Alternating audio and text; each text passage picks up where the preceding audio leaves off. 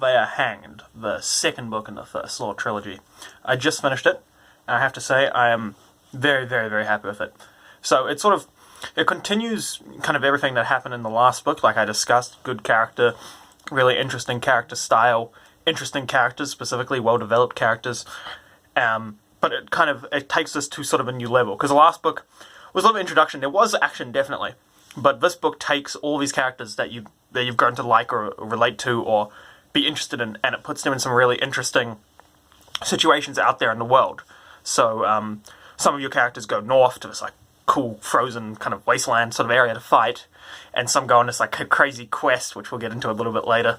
And one dude, the torturer lad, he gets sent off to this like crazy battle in the south, and so you really get to take your characters and their perspectives and explore the rest of the world and really get into some interesting action.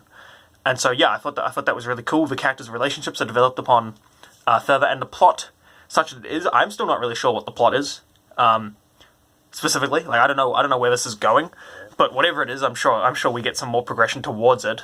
Certainly, lots of stuff happens. But yeah, we'll come back to that quest that I mentioned earlier. So I found it very interesting. A few of your main characters, Logan, Giselle, Bias, they all go on this big quest to go find this stone thing, right? That'll help them defeat Evil Boy, right? And they go on this massive quest, and they go through a lot of trials and tribulations and stuff, and then they get there, and it's just a stone. And they're like, oh shit, it's a stone. Like, I don't know, I thought that was really funny, like sort of subversion of expectations and a really interesting sort of parody of the traditional kind of fantasy quest thing. We go on a quest, we find our little MacGuffin, whatever it is, right? Or Lord of the Rings style, where we already have the MacGuffin and we want to get rid of it. And it just sort of turns it totally on its head. When I go on this giant quest, I get there to like, oh shit. And then the next book, a little bit of a spoiler from the next book, but just starts with him like home again. So the entire return journey is skipped. It's just they go there, they find a stone, like, oh shit, and go home.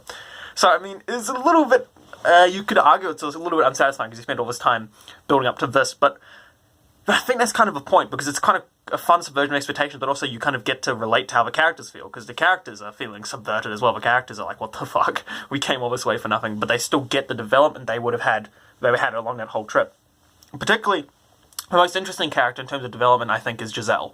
So other characters they seem mostly the same, at least in terms of actions. They're sort of thinking a bit differently. The chick, Farah, I think her name is, she's thinking a little bit differently. She's like, oh, maybe I can have friends, maybe I can't, but she's still acting the same, right, outwardly.